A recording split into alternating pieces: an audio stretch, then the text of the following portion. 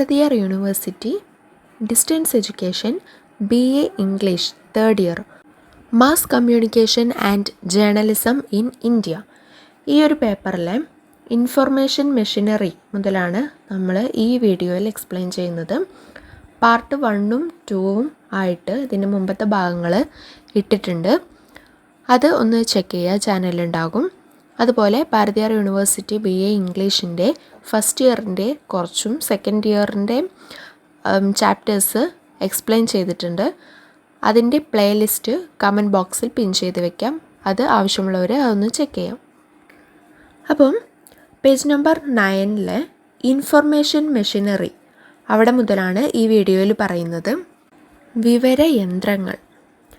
The press information bureau PIB is the centralized agency of the Government of India to disseminate information on its policies, decisions, programs and activities. The information put by PIB goes to daily newspapers, news periodicals and news agencies as well as radio and television organizations, both Indian and foreign. അപ്പോൾ ഇതിൽ പറയുന്നത് എന്താണെന്ന് വെച്ചാൽ press information bureau, അതിൻ്റെ short ഫോമാണ് PIB, press information bureau. അതൊരു centralised ഏജൻസിയാണ് of government of India. Indian ഗവൺമെൻറ്റിൻ്റെ ഒരു ഏജൻസിയാണ് PIB, press information bureau.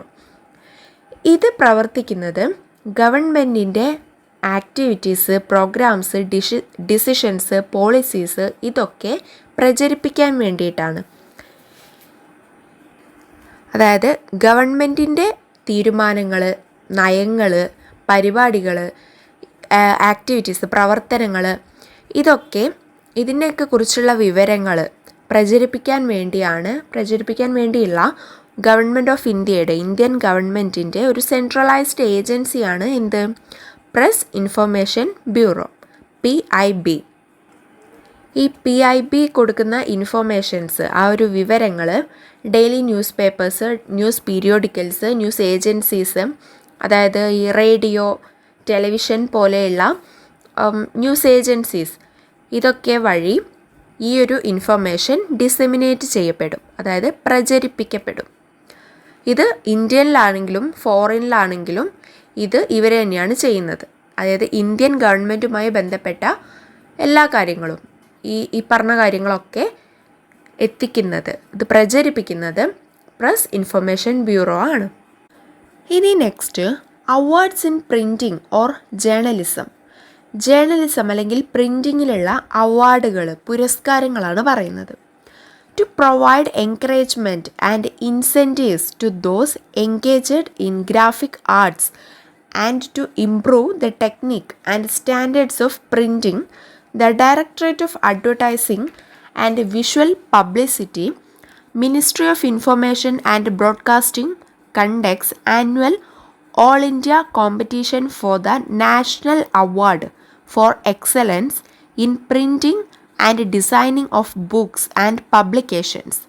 The categories are grouped into divisions, namely books, newspaper, display advertisements, periodicals, publicity booklets, annuals and reports, posters, folders, calendars, diaries, types, packagings and miscellaneous. The first competition was held in 1955. അപ്പോൾ ഈ പ്രിൻറ്റിങ്ങിൻ്റെ standard കൂട്ടാൻ, അതുപോലെ ഈ graphic ആർട്സിൽ engaged ആയിട്ടുള്ളവരെ പ്രോത്സാഹിപ്പിക്കാനും പ്രചോദിപ്പിക്കാനും ഒക്കെ ആയിട്ട് directorate of advertising and visual പബ്ലിസിറ്റിയും മിനിസ്ട്രി ഓഫ് ഇൻഫർമേഷൻ ആൻഡ് ബ്രോഡ്കാസ്റ്റിങ്ങും ഒരുമിച്ച് അവർ ആനുവലി, അതായത് ഓരോ വർഷം തോറും all India competition for the national award for excellence in printing and designing of books and publications, അതായത് all India competition for national award അവർ കണ്ടക്ട് ചെയ്യാറുണ്ട്. ഇവർ ചെയ്യുന്ന വർക്കിൽ അവർക്കൊരു പുരസ്കാരം, അവർക്കൊരു പ്രോത്സാഹനമായിട്ട് അല്ലെങ്കിൽ ഒരു പ്രചോദനമായിട്ട് ഒരു പുരസ്കാരം നൽകുമ്പോൾ അവർ അതിനനുസരിച്ച് ഒന്നുകിൽ ആ പുരസ്കാരം കിട്ടുക എന്നുള്ളതൊരു നല്ലൊരു കാര്യമാണല്ലോ. അപ്പോൾ അതിനായിട്ട് അവർ അവരുടെ സ്റ്റാൻഡേർഡ് കൂട്ടുകയും നല്ല രീതിയിൽ അവരുടെ കഴിവിൻ്റെ പരമാവധി അവർ ചെയ്യാനും അതിനൊക്കെ വേണ്ടിയിട്ട് അവരെ ഒന്ന് പ്രോത്സാഹിപ്പിക്കാനും പ്രചോദിപ്പിക്കാനൊക്കെ വേണ്ടിയിട്ട് ആരൊക്കെ directorate of advertising and visual പബ്ലിസിറ്റിയും മിനിസ്ട്രി ഓഫ് ഇൻഫർമേഷൻ ആൻഡ് ബ്രോഡ്കാസ്റ്റിങ്ങും ഇത് സംയുക്തമായിട്ട് നടത്തുന്ന അവാർഡാണ് all India competition for the national award. ഈ അവാർഡ് ഏതൊക്കെ കാറ്റഗറിയിലാണ് എന്നുള്ളതും അവിടെ കൊടുത്തിട്ടുണ്ട്. Books, newspaper, display advertisements, periodicals, publicity booklets, annuals and reports, posters, folders, calendars, diaries, type packagings and miscellaneous. ഈ കാറ്റഗറിയൊക്കെയാണ് ഈ അവാർഡിനായിട്ട് പരിഗണിക്കുന്ന കാറ്റഗറികൾ. പിന്നെ ഈ ഒരു അവാർഡ് ആദ്യമായിട്ട് നടത്തിയത് അല്ലെങ്കിൽ ആദ്യമായിട്ട് ഈ ഒരു അവാർഡ് നൽകിയത് 1955 the first competition was held in 1955. 1955 ആദ്യമായി മിനിസ്ട്രി ഓഫ് ഇൻഫർമേഷൻ ആൻഡ് ബ്രോഡ്കാസ്റ്റിങ്ങും അതുപോലെ directorate of advertising and visual publicity ഇവർ സംയുക്തമായി all India competition for the national award ആദ്യമായി സംഘടിപ്പിച്ചത് 1955. Okay. Other awards in the field of journalism എന്നുള്ള ഫീൽഡിലുള്ള മറ്റ് അവാർഡുകൾ. ഇപ്പോൾ ഒരു അവാർഡ് നമ്മൾ പറഞ്ഞു അല്ലേ, all India competition for the national award. ഇനിയും മറ്റ് അവാർഡുകളാണ് പറയുന്നത്. ഒന്ന്, the Rajendra Prasad institute of communication and studies award. രണ്ടാമത്തെ, the Chandrakant Vora memorial award. മൂന്നാമത്തെ, the Durgadas Rattan Devi trust gives 5 awards. അപ്പോൾ മൂന്ന് ഫീൽഡിലുള്ള അവാർഡുകൾ, ജേർണലിസം എന്ന ഫീൽഡിലെ 3 അവാർഡുകളാണ് അവിടെ കൊടുത്തിട്ടുള്ളത്. ഒന്ന്, Rajendra Prasad institute of communication and studies award. രണ്ടാമത്തെ, ചന്ദ്രകാന്ത വോറ മെമ്മോറിയൽ അവാർഡ്. മൂന്നാമത്തെ, ദുർഗാദാസ് രത്തൻ ദേവി ട്രസ്റ്റ്. അവർ കൊടുക്കുന്ന അവാർഡാണ്. അത് 5 അവാർഡുകളാണ് അവർ കൊടുക്കുന്നത്. Next, printing press or printing schools. India has more than 50,000 printing presses, big, medium and small. The government of India has its own printing presses includes 3 textbook presses at Chandigarh, Bhubaneswar and Mysore. There are 5 printing schools, 2 at Madras, 1 each at Bombay, Calcutta and Allahabad. ഇനി ഇന്ത്യയിലെ printing പ്രസ്സുകൾ അല്ലെങ്കിൽ printing സ്കൂൾസിനെ കുറിച്ചാണ് പറഞ്ഞിട്ടുള്ളത്. ഇന്ത്യയിൽ 50,000-ൽ കൂടുതൽ printing പ്രസ്സുകളുണ്ട്. ചെറുതും വലുതും medium ഒക്കെ ആയിട്ട് 50,000-ൽ കൂടുതൽ പ്രിൻറ്റിംഗ് പ്രസ്സുകൾ ഇന്ത്യയിലുണ്ട്. ഇന്ത്യ ഗവൺമെൻറ്റിന് സ്വന്തമായി പ്രിൻറ്റിംഗ് പ്രസ്സുകളുണ്ട്. അതിൽ 3 ടെക്സ്റ്റ് ബുക്ക് പ്രസ്സുകളാണ്. അത് സ്കൂളിലേക്കൊക്കെ വേണ്ട ടെക്സ്റ്റ് ബുക്സൊക്കെ പ്രിൻ്റ് ചെയ്യുന്ന പ്രസ്സുകൾ ഇന്ത്യ ഗവൺമെൻറ് കീഴിൽ 3 ഉണ്ട്. എവിടേക്കാണ്? ചണ്ഡീഗഡ്, ഭുവനേശ്വർ, മൈസൂർ. ചണ്ഡീഗഡ്, ഭുവനേശ്വർ, മൈസൂർ ഈ 3 സ്ഥലങ്ങളിലാണ് ഇന്ത്യൻ ഗവൺമെൻറ്റിൻ്റെ കീഴിലുള്ള ടെക്സ്റ്റ് ബുക്ക് പ്രസ്സസ് ഉള്ളത്. പിന്നെ ഇന്ത്യൻ ഗവൺമെൻറ്റിൻ്റെ കീഴിൽ തന്നെ 5 പ്രിൻറ്റിംഗ് സ്കൂളുകളുണ്ട്. 2 മദ്രാസിലും 1 ബോംബെ, പിന്നെ കൽക്കട്ട, അലഹബാദ് ഇവിടെയൊക്കെയാണ് പ്രിൻറ്റിംഗ് സ്കൂളുകൾ ഉള്ളത്. Okay, next, role of press in India. The role of the press in India need not be of adversary or of blind support to the government. The press should be the watchdog and act as a catalytic agent to hasten the process of social and economic change and thus secure people's participation and involvement in the country's development. അപ്പോൾ ഇന്ത്യയിൽ പ്രസ്സിൻ്റെ role എന്താണെന്നാണ് ഈ ഒരു ഭാഗത്തിൽ പറഞ്ഞിട്ടുള്ളത്. ആദ്യം തന്നെ പറയുന്നത്, പ്രസ് എന്ന് പറയുന്നത് ഗവൺമെൻറ്റിന് ഒരു എതിരാളിയായിട്ട് അല്ല വേണ്ടത്. മാത്രമല്ല ബ്ലൈൻഡ് സപ്പോർട്ടായിട്ടും അല്ല വേണ്ടത്. അതായത് ഗവൺമെൻറ് എന്ത് ചെയ്താലും, എന്ത് നല്ല കാര്യം ചെയ്താലും അതിനെ സപ്പോർട്ട് ചെയ്യാം.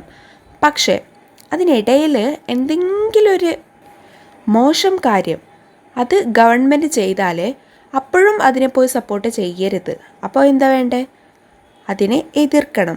പക്ഷെ എന്ന് കരുതി ഇവർ ചെയ്യുന്ന ഈ ഒരു ഗവൺമെൻറ് ചെയ്യുന്ന നല്ല കാര്യങ്ങൾ അതിനെയും പോയി എതിർക്കരുത്. അതിന് സപ്പോർട്ട് ചെയ്യണം. പക്ഷെ അത് ബ്ലൈൻഡ് സപ്പോർട്ടാവരുത്. എല്ലാ കാര്യങ്ങളെയും സപ്പോർട്ട് ചെയ്യരുത്. മനസ്സിലായോ? അതോ പറഞ്ഞ കൺഫ്യൂഷനായോ? അതായത് പ്രസ്സുകൾ ഗവൺമെൻറ്റിന് ഒരു എതിരാളിയായിട്ട് മാത്രം പ്രവർത്തിക്കുകയോ അല്ലെങ്കിൽ ഒരു ബ്ലൈൻഡ് സപ്പോർട്ടായിട്ട് മാത്രം പ്രവർത്തിക്കുകയോ ചെയ്യരുത്. രാജ്യത്തിൻ്റെ വികസനത്തിന് വേണ്ടി സാമൂഹികവും സാമ്പത്തികവുമായ മാറ്റങ്ങളുടെ പ്രക്രിയ വേഗത്തിലാക്കാനും അതിൽ പൊതുജനങ്ങളുടെ പാർട്ടിസിപ്പേഷൻ, പൊതുജനങ്ങളുടെ പങ്കാളിത്തം വർദ്ധിപ്പിക്കാനും അല്ലെങ്കിൽ ഉണ്ടാക്കാനും മാധ്യമങ്ങൾ, മീഡിയാസ് വാച്ച് ഡോഗ് ആവണം. അതായത് കാവൽക്കാരാവണം. ഒരു കാറ്റലിറ്റിക് ഏജൻ്റായി പ്രവർത്തിക്കുകയും വേണം. അതായത് ഒരു ഉത്തേജക ഏജൻ്റായിട്ടും പ്രവർത്തിക്കണം. The press in India today is too much obsessed with politics. The country needs creative reporting, particularly on non-political themes such as unemployment, malnutrition, population growth, etc.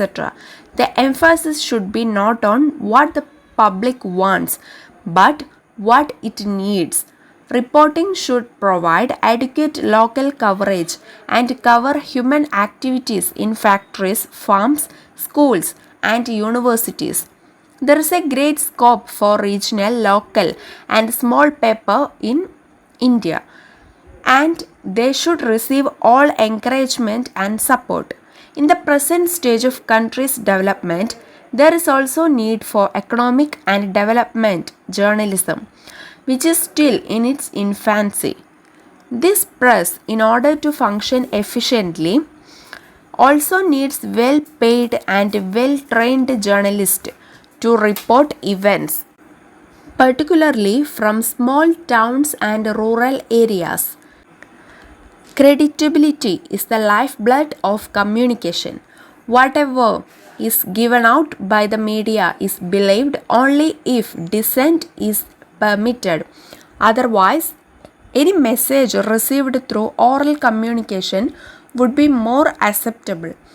It has been argued by eminent journalists in the profession.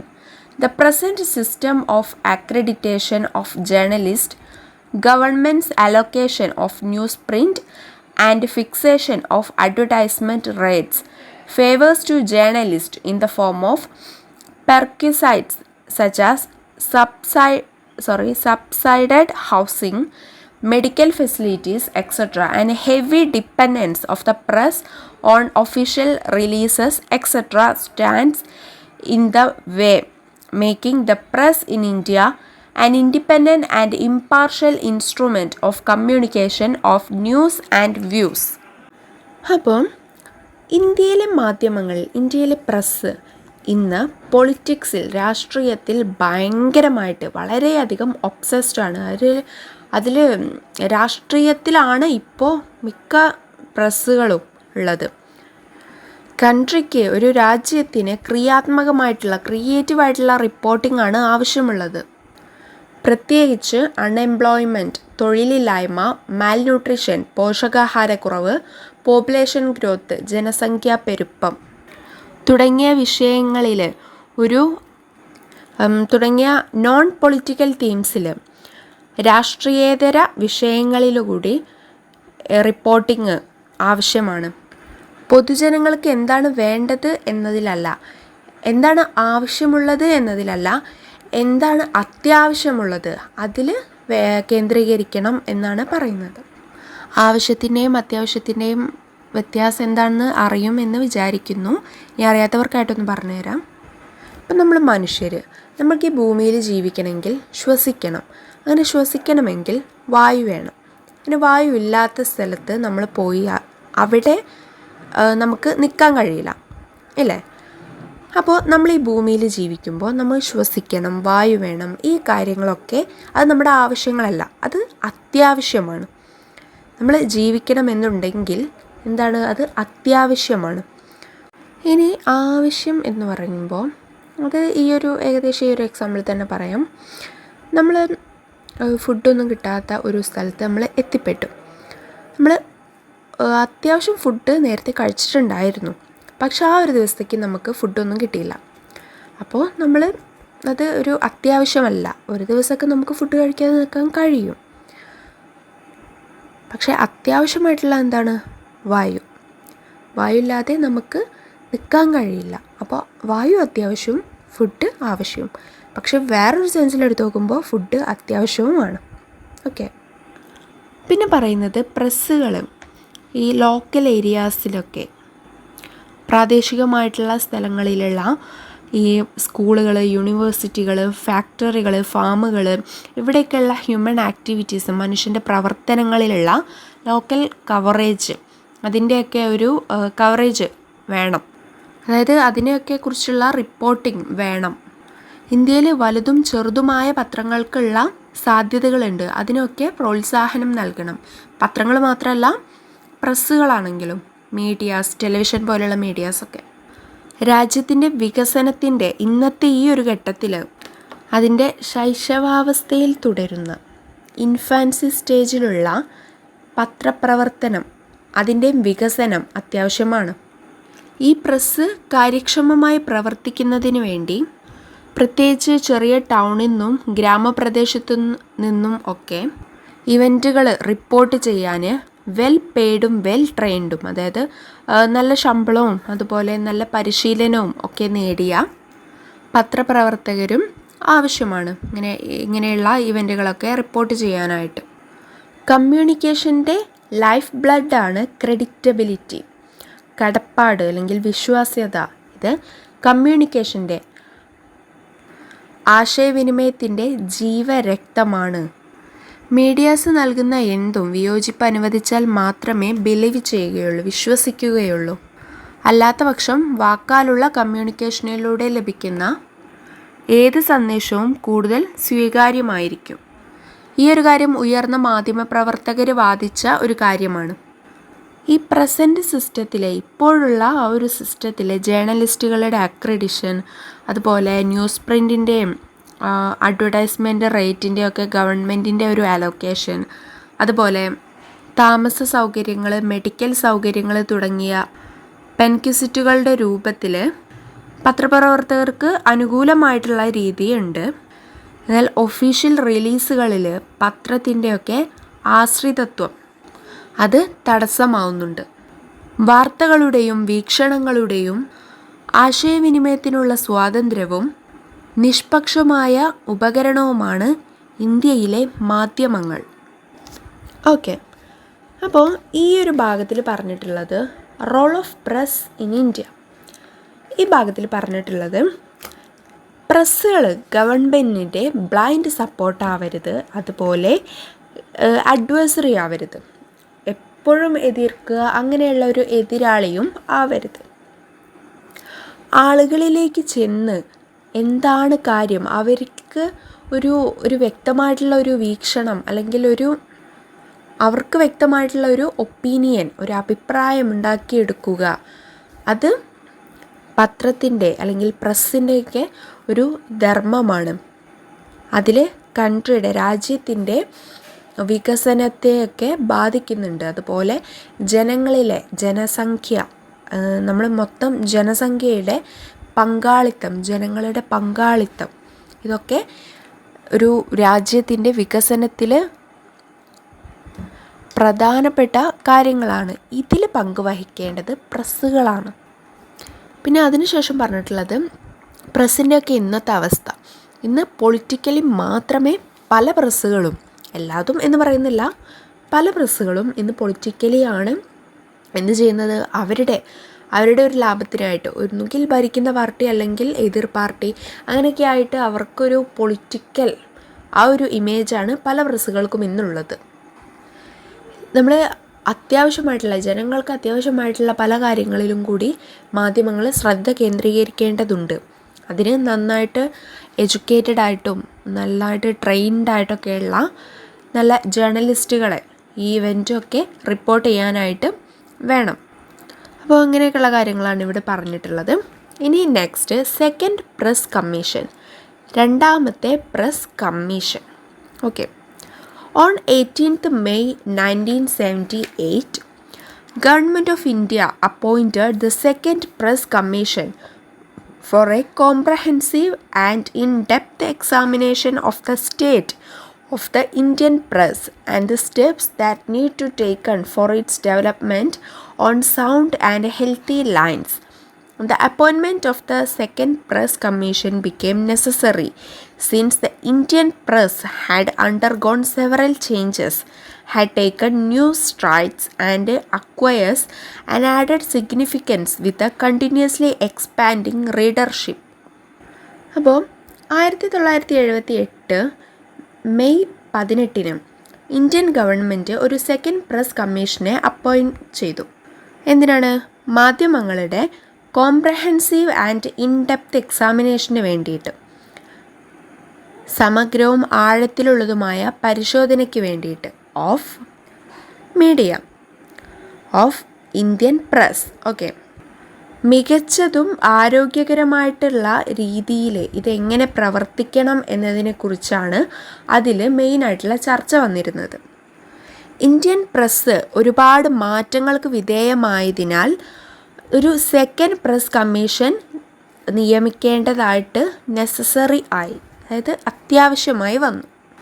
മാത്രമല്ല, തുടർച്ചയായി വികസിച്ചുകൊണ്ടിരിക്കുന്ന വായനക്കാരുടെ എണ്ണവും അതിൽ വരുന്ന പുതിയ മുന്നേറ്റവും ഒക്കെ ഇതിൽ ഇങ്ങനെയൊരു സെക്കൻഡ് പ്രസ് കമ്മീഷൻ രൂപീകരിക്കുന്നതിൽ അല്ലെങ്കിൽ നിയമിക്കുന്നതിൽ ഒരു പ്രധാനപ്പെട്ട ഒരു കാരണമായിട്ട് അല്ലെങ്കിൽ കാര്യമായിട്ട് വന്നു. The commission inquired into the growth and status of the press since the first press commission submitted its report in 1954. It in particular examined first press മുതലുള്ള പ്രസ്സിൻ്റെ ആ ഒരു വളർച്ചയും നിലയും സ്റ്റാറ്റസ് നില അതൊക്കെ കമ്മീഷൻ പരിശോധിച്ചു. ഈ സെക്കൻഡ് പ്രസ് കമ്മീഷൻ പരിശോധിച്ചു. സെക്കൻഡ് പ്രസ് കമ്മീഷൻ അല്ല പരിശോധിച്ചത്, ഈ ഫസ്റ്റ് കമ്മീഷൻ്റെ ഈ ഒരു ഫസ്റ്റ് പ്രസ്സിൻ്റെ ടൈമിലുണ്ടായിരുന്ന ഈ കാര്യങ്ങളൊക്കെ അവർ പരിശോധിച്ചതിന് ശേഷം അതിൻ്റെ റിപ്പോർട്ട് 1954 റിപ്പോർട്ട് സമർപ്പിച്ചു. അതിനുശേഷമാണ് സെക്കൻഡ് പ്രസ് കമ്മീഷനെ നിയമിച്ചത്. ഇൻ പെർട്ടിക്കുലർലി എക്സാമിൻഡ്, അതിൽ കാര്യമായിട്ട് പരിശോധിച്ച കാര്യങ്ങൾ എന്തൊക്കെയാണെന്നാണ് ഇവിടെ കൊടുത്തിട്ടുള്ളത്. 10 കാര്യങ്ങൾ കൊടുത്തിട്ടുണ്ട്. 1. The adequacy of the present constitutional provisions and laws with regard to the freedom of speech and expression. അഭിപ്രായ സ്വാതന്ത്ര്യത്തിന് നിലവിലുള്ള ഭരണഘടനാപരമായ വ്യവസ്ഥകളുടെയും നിയമങ്ങളുടെയും പര്യാപ്തത. 2. Means of safeguarding the freedom and independence of the press against pressures of all kinds, including those from the government, trade unions or others in a plural and democratic society. ബഹുസ്വരവും ജനാധിപത്യപരവുമായ ഒരു രാജ്യത്തിൽ അല്ലെങ്കിൽ ഒരു സമൂഹത്തിൽ സർക്കാരിൽ നിന്നോ ട്രേഡ് യൂണിയനുകളിൽ നിന്നോ അല്ലെങ്കിൽ മറ്റുള്ളവരിൽ നിന്നോ ഏത് തരം സമ്മർദ്ദങ്ങളും എല്ലാ തരം സമ്മർദ്ദങ്ങളും പ്രഷേഴ്സും അങ്ങനെ ഉണ്ടാവുകയാണെങ്കിൽ ആ സമയത്ത് അതിൽ നിന്നുമുള്ള മാധ്യമങ്ങളുടെയൊക്കെ സംരക്ഷണം. 3. The pattern of ownership and financial structure of organs of the press with a view to ensuring editorial independence and professional integrity and the reader's right to objective news. Editorial സ്വാതന്ത്ര്യവും തൊഴിൽപരമായ സമഗ്രതയും വസ്തുനിഷ്ഠമായ വാർത്തകൾക്കുള്ള വായനക്കാരുടെ അവകാശം എന്നിവ ഉറപ്പുവരുത്തുന്നതിനായി പ്രസ്സിൻ്റെ അവയവങ്ങളുടെ ഉടമസ്ഥാവകാശം അതുപോലെ സാമ്പത്തിക കാര്യങ്ങളൊക്കെ, അതായത് പ്രസ്സിൻ്റെയൊക്കെ ഓണർഷിപ്പും സാമ്പത്തിക കാര്യങ്ങളും അതിലുള്ള അത് ഒരു point. 4. the pattern of relationship between the government and the press, especially with regard to access to information. ഗവൺമെൻറ്റും പ്രസ്സും തമ്മിലുള്ള റിലേഷൻഷിപ്പിൻ്റെ പാറ്റേൺ, പ്രത്യേകിച്ച് വിവരങ്ങളിലേക്കുള്ള പ്രവേശനവുമായി ബന്ധപ്പെട്ട്, അതായത് വിവരങ്ങൾ ലഭിക്കുന്നതുമായി ബന്ധപ്പെട്ടു. 5. The structure and functioning of the existing news and feature agencies and measures necessary for their growth as strong and viable organizations. നിലവിലുള്ള വാർത്തകളുടെയും ഫീച്ചർ ഏജൻസികളുടെയും ഘടനയും പ്രവർത്തനവും കൂടാതെ ശക്തമായ പ്രവർത്തനങ്ങളും സംഘടനകളായി അവയുടെ വളർച്ചയ്ക്ക് ആവശ്യമായ നടപടികൾ. ഇനി 6. The nature of relationship between different elements of the press, namely publishers, managers, editors, journalists and so on. പ്രസ്സിൻ്റെ വിവിധ എലമെൻസിൻ്റെ, വിവിധ ഘടകങ്ങൾ തമ്മിലുള്ള റിലേഷൻഷിപ്പിൻ്റെ സ്വഭാവം. ഈ വിവിധ ഘടകങ്ങൾ ഏതൊക്കെയാണെന്ന് പറയുന്നുണ്ട്. Publishers, managers, editors and journalist and etcetera. 7. Measures necessary to inculcate in the press a sense of social responsibility and public accountability. മാധ്യമങ്ങളിൽ പൊതു സാമൂഹിക ബോധവും പൊതു ഉത്തരവാദിത്ത ബോധവും വളർത്തിയെടുക്കുന്നതിനുള്ള നടപടികൾ. 8. Ways and means to promote the growth and development of the language press, the regional press and rural oriented press. പ്രാദേശികമായിട്ടുണ്ടാകുന്ന പ്രസ്സുകൾ, അതുപോലെ language presses, rural oriented presses, ഇങ്ങനെയൊക്കെയുള്ള പ്രസ്സുകളുടെയൊക്കെ വളർച്ചയ്ക്ക്, അതിൻ്റെ വികാസത്തിനും ഒക്കെ ഒരു പ്രൊമോട്ടഡായിട്ട് ഒരു പ്രോത്സാഹനം നൽകുന്നതിനുള്ള വഴികൾ. 9. The economics of the newspaper industry, including determination of the buzz for fixing a fair price for newspapers. Newspaper ഇൻഡസ്ട്രിയുടെ എക്കണോമിക്സ്, സാമ്പത്തിക ശാസ്ത്രം, അതുപോലെ ബാസ് നിർണയത്തിൻ്റെയൊക്കെ അടിസ്ഥാനത്തിൽ ന്യൂസ് പേപ്പേഴ്സിന് ഒരു ന്യായമായ വില നിശ്ചയിക്കുക. 10. Existing facilities for training in journalism and newspaper management and other areas of newspaper industry with special reference to needs of the language press and suggested measures to augment these facilities. ഭാഷാമാധ്യമങ്ങളുടെ ആവശ്യങ്ങൾ പ്രത്യേകം പരാമർശിച്ചുകൊണ്ട് പത്രപ്രവർത്തനത്തിലും പത്രമാനേജ്മെൻറ്റിലും പത്രവ്യവസായത്തിൻ്റെ, news paper ഇൻഡസ്ട്രിയുടെ മറ്റ് മേഖലകളിലും പരിശീലനത്തിന്, ട്രെയിനിങ്ങിന് നിലവിലുള്ള സൗകര്യങ്ങൾ, അതുപോലെ ഈ സൗകര്യങ്ങളെ വർദ്ധിപ്പിക്കൽ, ഇതിനെയൊക്കെ കുറിച്ച്. അപ്പോൾ ഈ 10 കാര്യങ്ങളാണ് സെക്കൻഡ് പ്രസ് കമ്മീഷൻ്റെ റിപ്പോർട്ട് സമർപ്പിച്ചപ്പോൾ അതിലുണ്ടായിരുന്നത്. അവർ മെയിൻലി നോക്കിയിരുന്ന 10 കാര്യങ്ങളാണ് ഇവിടെ കൊടുത്തിട്ടുള്ളത്. ഓക്കെ, അപ്പോൾ ഇതോടെ ഡിഫറെൻറ്റ് ടൈപ്സ് ഓഫ് മീഡിയയിലെ ആദ്യത്തെ മീഡിയം, പ്രിൻറ്റ് മീഡിയം എന്നുള്ളത് കഴിഞ്ഞു. ഇനി അടുത്തത് റേഡിയോ, ബ്രോഡ്കാസ്റ്റിംഗ് ഇൻ ഇന്ത്യ എന്നുള്ള ആ ഒരു ടോപ്പിക്കാണ്. അത് അടുത്ത വീഡിയോയിലെടുക്കാം. അപ്പോൾ താങ്ക് യു.